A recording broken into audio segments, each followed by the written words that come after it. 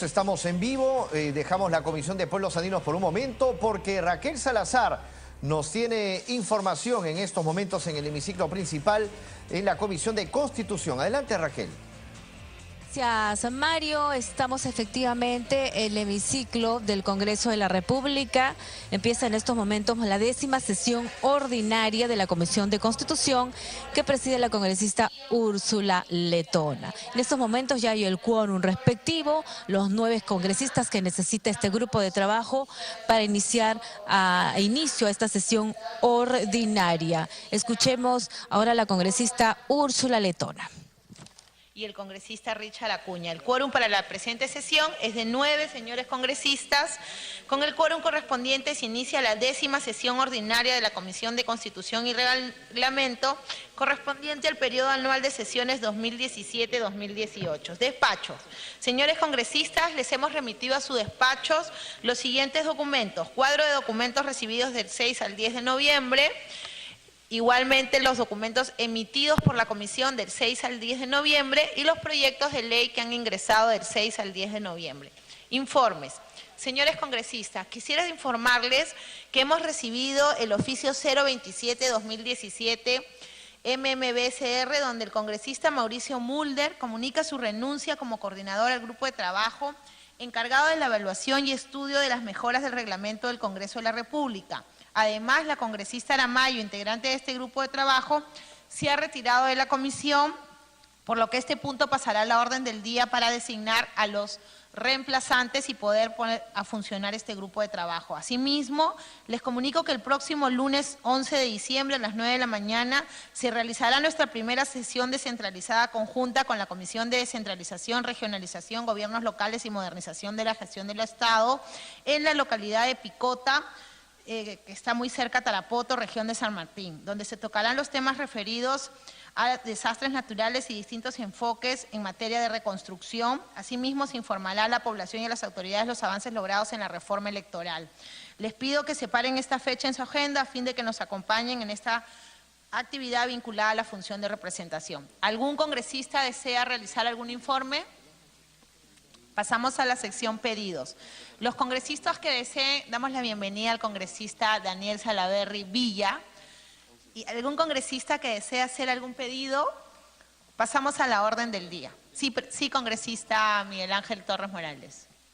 Presidenta, buenos días. Disculpe que haga este pedido, pero me ha sorprendido que dentro de la agenda no esté la presencia de los ministros. Se supone que el día de hoy venía el ministro de Justicia y la ministra de Economía para informar del decreto de urgencia 003.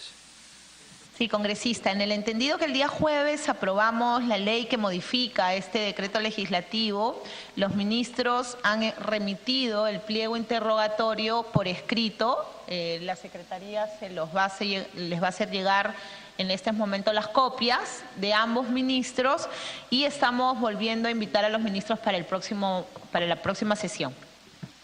Sí, presidenta, sí solicitaría que como urgencia sea, porque nos acaban de alcanzar las respuestas a algunas de las inquietudes que se habían señalado.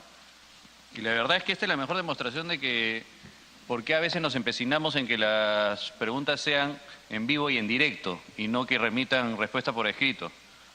Porque lo que están haciendo acá respondiendo estas interrogantes es bastante impreciso, presidenta.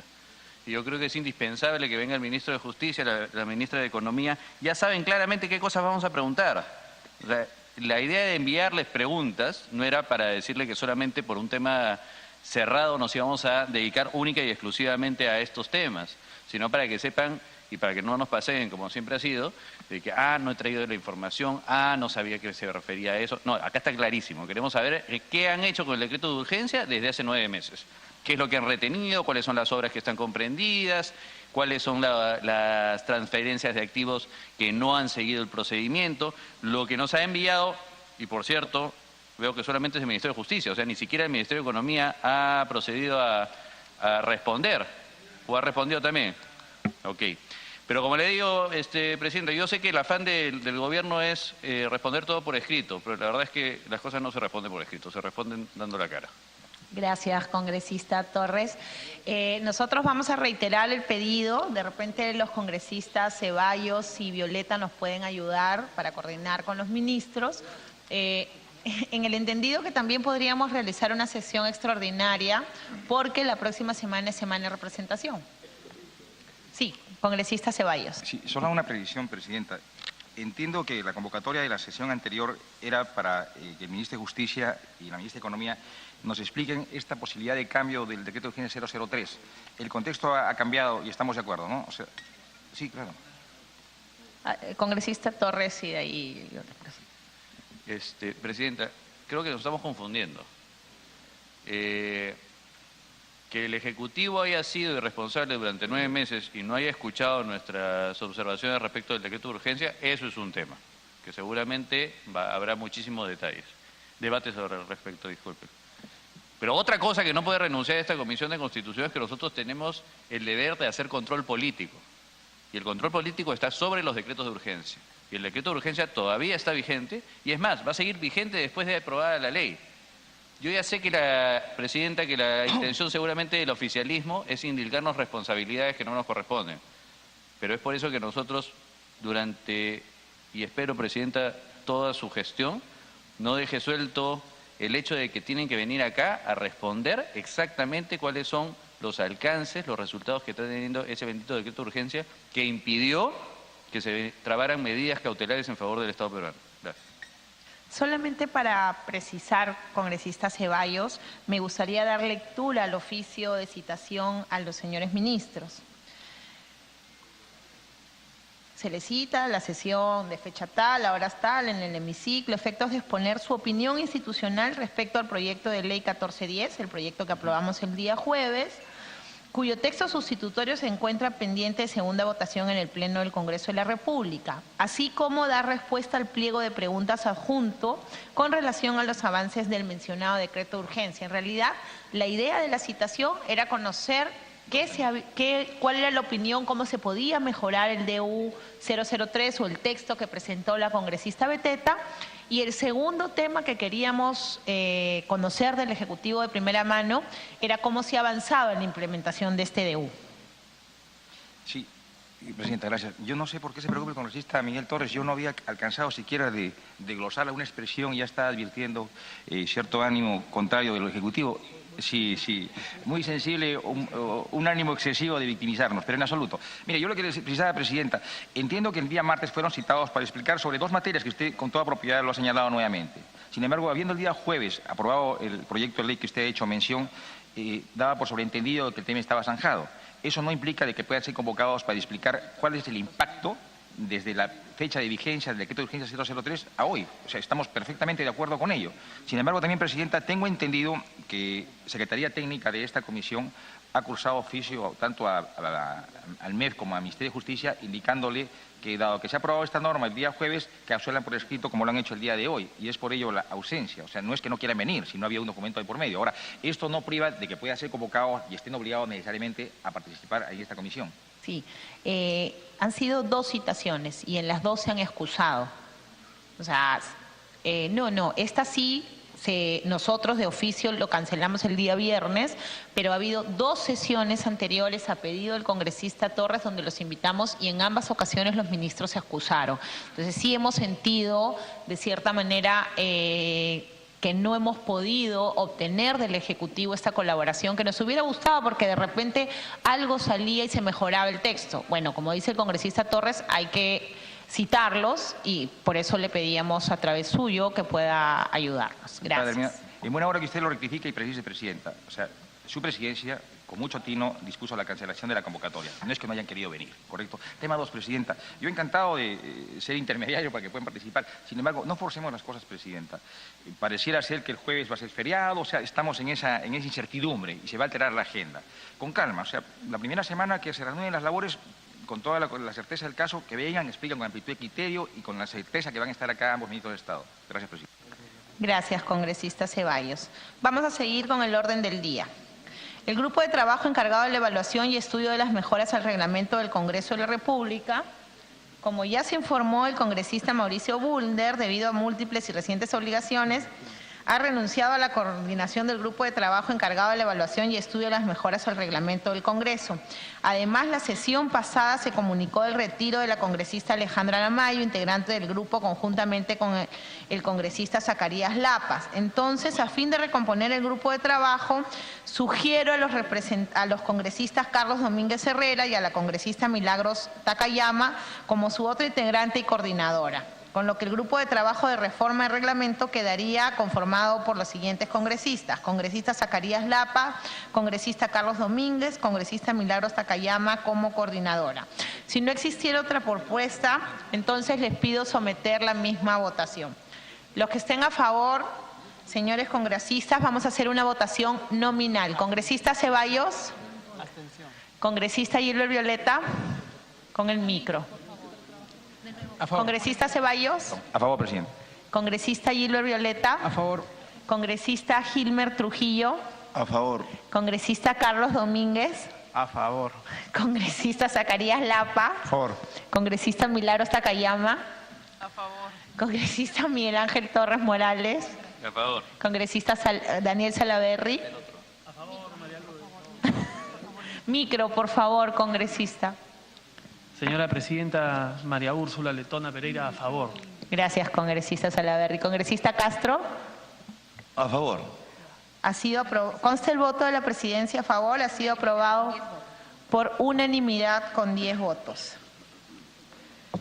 Informe respecto a la implementación y ejecución y absolución de las preguntas formuladas sobre el decreto de urgencia 003-2017, decreto de urgencia que asegura la continuidad de proyectos de inversión pública para la prestación de servicios públicos y cautela el pago de la reparación civil a favor del Estado en caso de corrupción, a cargo del doctor Enrique Mendoza, ministro de Justicia y Derechos Humanos.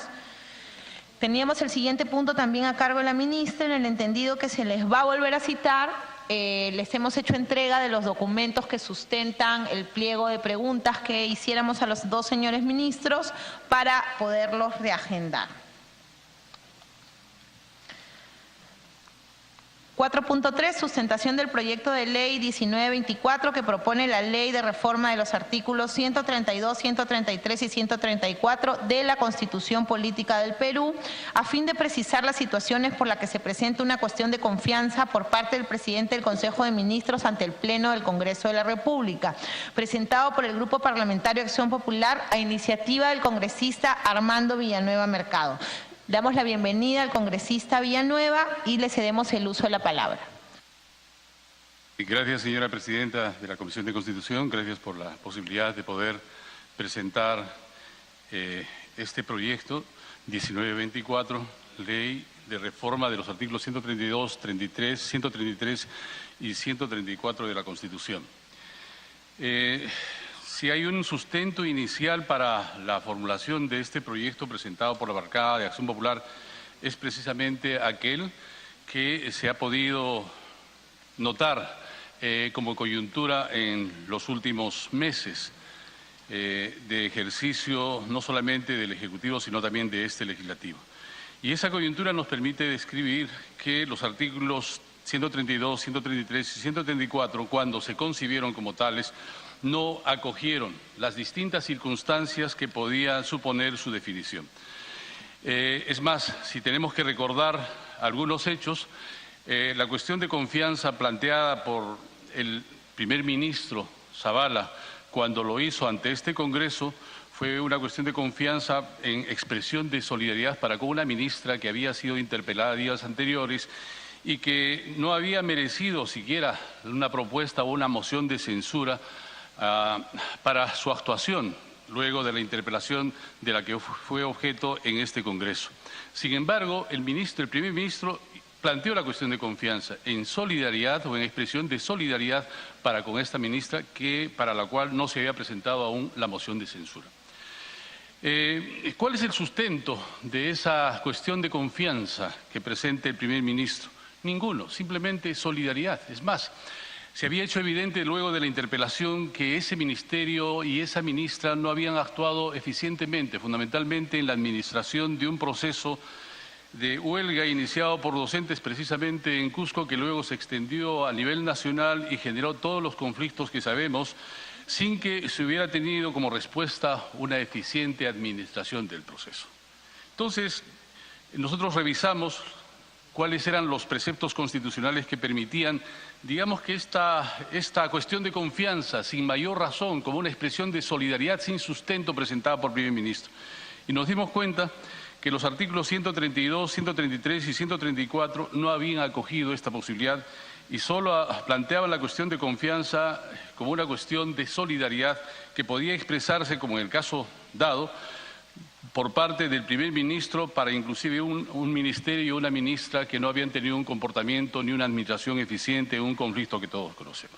Por ello es que, ante la definición del artículo 132, 133 y 134, creímos pertinente hacer algunas sugerencias de reforma como las que vamos a dar cuenta y como las que se presentan en el proyecto 924, fundamentalmente reformas destinadas a plantear modificaciones para defender no solamente los fueros parlamentarios y empoderar los controles políticos descritos en la propia Constitución, sino que estos se den respetando el sistema de pesos y contrapesos, que no es más que el otorgar equilibrio entre los poderes del Estado y respeto a la separación e independencia a los mismos, pero sobre todo estabilidad en el funcionamiento del Estado y en las relaciones entre el Ejecutivo y el Legislativo. Pero además es necesario e importante que el Poder Ejecutivo venga o tenga las herramientas constitucionales para defenderse, pero sin debilitar al Congreso y sobre todo sin debilitar sus funciones. En una interrelación que fundamentalmente suponga el debate, proponga el debate, haga el debate sin que necesariamente se debilite ninguno de ellos y todo lo contrario, se fortalezca el Estado de Derecho y se fortalezcan las relaciones entre ambos poderes. Tan es así que en el artículo 132, ¿no es cierto?, proponemos unos pequeños detalles de reforma.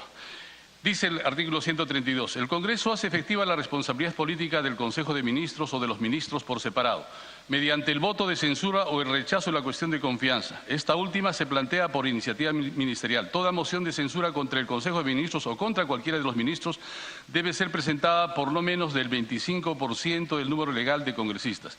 Se debate y vota en el cuarto y el 10º día natural después de su presentación. Su aprobación requiere el voto, dice la Constitución, de la mitad más uno del número legal de miembros. Nosotros proponemos que sea no la mitad más uno del número legal de miembros, sino que ésta pueda ser reformada con al menos la votación o la censura o la confianza se dé, o la censura particularmente se dé con al menos 2/3 del número de miembros hábiles del Congreso. Es decir, elevamos la valla un tanto. Es más, definimos lo que representa la cuestión de crisis total de la que hablan los artículos antes referidos.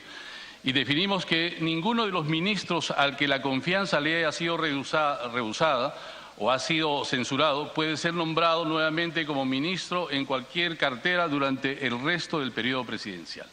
Cosa que no ha ocurrido por la experiencia, porque siendo que se dio la crisis después de rehusada la confianza, la crisis total del ministerio, los ministros volvieron a sus cargos sin que se le dé contenido a esta definición propiamente constitucional. Y por tanto, la desaprobación de una iniciativa ministerial no obliga al ministro a dimitir, salvo que haya hecho cuestión de confianza de la aprobación. Esta redacción se mantiene. En el artículo 133 proponemos que el presidente, en la redacción que dice, el presidente del Consejo de Ministros solo, agregamos el término solo puede plantear ante el Congreso una cuestión de confianza a nombre del Consejo cuando esta esté referida a la política general de gobierno y a las principales medidas que requiere su gestión. Esta definición difiere de aquella simple solidaridad por la que, por ejemplo, en este último caso ha sido planteada la cuestión de confianza. Y planteamos que esta cuestión de confianza, en el caso de los ministros o para el caso del Consejo de Ministros, mucho más aún, sea planteado para las cuestiones de política de gobierno o políticas de Estado con las que el ministro o el gabinete estén plenamente identificados y planteen la cuestión de confianza en estos casos. Mantenemos el resto de la redacción cuando dice la Constitución, si la confianza le es rehusada o si es censurado, o si renuncia o es removido por el Presidente de la República, se produce la crisis total del gabinete. Precisamente esta definición de crisis total que hace la Constitución no tiene correlato cuando se censura a un Consejo de Ministros y todos los ministros o parcialmente pueden volver a ser ministros. Entonces le damos contenido a esta definición que la Constitución misma contiene. Y por otra parte decimos, complementariamente a esta definición, ninguno de los ministros que conformaron el gabinete al que la confianza le ha sido rehusada o ha sido censurado puede ser nombrado nuevamente ministro en cualquier cartera durante el resto del periodo presidencial. Así evitamos, digamos que la decisión de equivocada solidaridad que se pueda dar en otra vez de forma similar a la que hemos observado en la última cuestión de confianza presentada por el gabinete presidido por el señor Zavala. Y finalmente, en el artículo 134, el presidente de la República está facultado, dice la Constitución, para disolver el Congreso si éste ha censurado o negado su confianza a 3 consejos de ministros. Proponemos que sean 3. La Constitución define como posibilidad 2 consejos de ministros. Nosotros proponemos que esta valla sea elevada. Y el resto de la definición del artículo 134 continúa como tal. Vuelvo a reiterar que la intención fundamentalmente de esta propuesta es darle contenidos a los artículos 132, 33 y 134 de la Constitución en las distintas definiciones para garantizar que la cuestión de confianza efectivamente se pueda dar para políticas de gobierno o para políticas de Estado prioritarias identificadas con el Ejecutivo. Se eleve la valla para garantizar fundamentalmente la valla a partir de la cual el presidente queda facultado para disolver el Congreso de modo tal que esta relación entre el Ejecutivo y el Legislativo no necesariamente termine en crisis, ni para el Consejo Ejecutivo o para el Ejecutivo, ni para el Legislativo Nacional, sino más bien se den las garantías correspondientes para este juego político permanente de diálogo, de debate que debe darse entre el Ejecutivo y el Legislativo. Gracias, señora presidenta. Gracias, congresista Villanueva. Si algún congresista desea hacer uso de la palabra. Congresista Violeta, lo vi conversando atentamente. ¿No? A ver, congresista Ceballos. Interesante y obviamente muy polémico, ¿no? Sin embargo, o sea, me genera cierto desconcierto que requiere cierto tecnicismo jurídico constitucional, ¿no? ¿Cómo precisar el concepto de política general del gobierno? O sea, me parece un complemento idóneo, ¿no? Pero ¿cómo definirlo? A ver, usted ha usado como antecedente lo acontecido entre julio y agosto, huelga del sector de educación, huelga del sector de salud. En el caso de educación, de por medio no estaba la política educativa, es una política de Estado, es una política pública, y una política pública que tiene inmersa la educación no puede ser concebida como una política general del gobierno. Entonces, me parece que el proyecto es interesante, pero más allá de interesante, deja cierto vacío que puede generar cierta controversia interpretativa y mal uso una vez más por el espectro político. Entonces lo que se quiere es dar aportes, pero bastante sustantivos, concretos, precisos y que no permitan dilucidar distintas interpretaciones. Entonces, yo no sé, de repente, la intención, obviamente la saludo, ¿correcto? Sin embargo, creo que el aporte debería acudir a una mejor construcción o mejor definición. Ahora, obviamente eso no pasa por usted. Usted ya lanzó la iniciativa, ahora corresponde al área técnica de la Comisión de Constitución abordarla. Sin embargo, sería importante que nos pueda precisarnos desde su perspectiva cómo definir o cómo conceptualizar de mejor manera el término de política general de gobierno. Todo, presidenta. Gracias, congresista Ceballos. Le damos las gracias al congresista Villanueva. Congresista Torres. Sí, presidenta. Saludar también este tipo de iniciativas. Yo creo que es importante ponerlo en contexto, ¿no? Para que la población sepa exactamente el proyecto de ley que se está presentando, que entiendo que es una reforma de la Constitución Política del Perú. Ahí quizás una primera inquietud hacia el proponente, presidente, me gustaría que nos pudiera ilustrar al respecto. ¿Por qué ir hacia una reforma constitucional? Porque lo que tengo entendido, los alcances que estaría buscando esta propuesta es cubrir ese vacío que se produjo como consecuencia de la cuestión de confianza que planteó el Ejecutivo meses atrás por el tema de la ministra de Educación, ¿no? Meses atrás, presidenta, el Consejo de Ministros, el presidente del Consejo de Ministros consideró que era importante la permanencia de la ministra y como consecuencia de eso, que si ella se iban todos. Y vinieron, en términos coloquiales, a pechar al Congreso de la República y a decir que si es que no la mantenían, pues este se considera como el primer crisis de gabinete que se producía. La verdad es que contra todo pronóstico, el Congreso no se amilanó y evidentemente no se le dio la cuestión de confianza. Pero en esa oportunidad advertimos muchos, y dentro de ellos el congresista Villanueva, que acá había un vacío legislativo, ¿sí? Y yo pensaba más bien que el vacío legislativo se iba a cubrir a través de la reforma del reglamento del Congreso, que es la norma que desarrolla de manera orgánica la Constitución en este tema. Entonces, mi primera pregunta hacia el proponente es, ¿por qué irnos por una reforma constitucional? ¿Por qué no irnos hacia una reforma del reglamento del Congreso? Eso es lo primero. Lo segundo es, parece interesante esta precisión que dice que los ministros no puedan volver. Claro, si nosotros les estamos diciendo, oye, tú no tienes por qué permanecer acá o no te doy la confianza, evidentemente eso debería contar hacia todo el periodo presidencial. No es que cada año vayan a renovarse y que por lo tanto ya vengan reencauchados y puedan volver a asumir una cartera ministerial.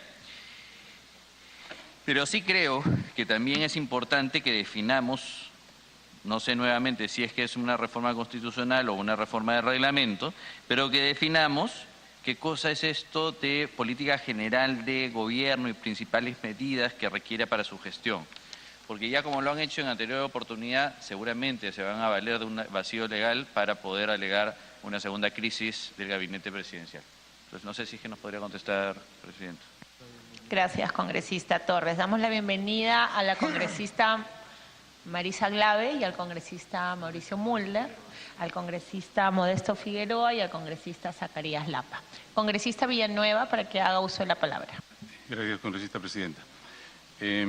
Permítame empezar por una discusión muy sencilla. Yo tengo otra profesión distinta a la de abogado y obviamente tampoco soy constitucionalista, pero aprecio las observaciones y aprecio las opiniones favorables a la necesidad del debate acerca del tema. Permítame responder a una pregunta que ha planteado el congresista Torres. ¿Por qué no una reforma del reglamento?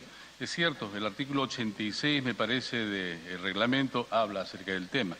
Pero una reforma de este tipo es de carácter constitucional y el reglamento no podría reformar aquello que la Constitución no lo dispone. Entonces, es una discusión de esta naturaleza de prelación en el orden jurídico de las normas que me permite proponer o nos ha permitido proponer estas reformas. Y porque además una reforma de carácter constitucional le otorga la seguridad y la estabilidad correspondiente y no está solo sujeta a una mayoría congresal que eventualmente pueda reformar el reglamento cuando así lo requiera o así lo precise. Esta es una de las razones. Por lo demás, ¿cuál es la diferencia o por qué el concepto de políticas de gobierno y para superar el concepto de la simple solidaridad personal no siempre ligada a la posibilidad de respaldar una gestión eficiente vinculada a una política o una orientación de gobierno o de Estado? Precisamente por eso, porque antes que la simple solidaridad, inclusive con la ejecutoria ineficiente en la administración de determinadas políticas de gobierno, puedan repetirse, para evitar que eso ocurra nuevamente, como ha ocurrido últimamente. Entonces, y además para darle contenido y definición a la cuestión de confianza en el caso constitucional. ¿En qué casos puede plantearse? Solamente por expresión de solidaridad. Nosotros planteamos que sean para políticas de gobierno. Y entendemos políticas de gobierno fundamentalmente vinculadas a aquellas a la que los ministerios podían llevar adelante.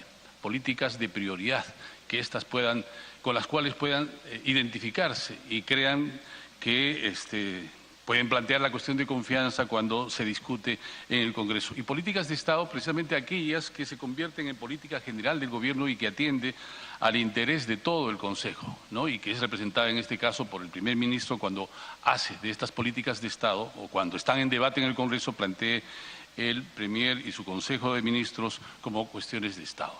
Hacemos esa breve diferencia. Bueno, por lo demás, esperamos el aporte de los especialistas, siendo que hay coincidencia, creo, en la necesidad de debatir mejores definiciones constitucionales para estos temas planteados, particularmente en el caso de los artículos 132, 133 y 134 de la Constitución. Gracias, congresista Villanueva.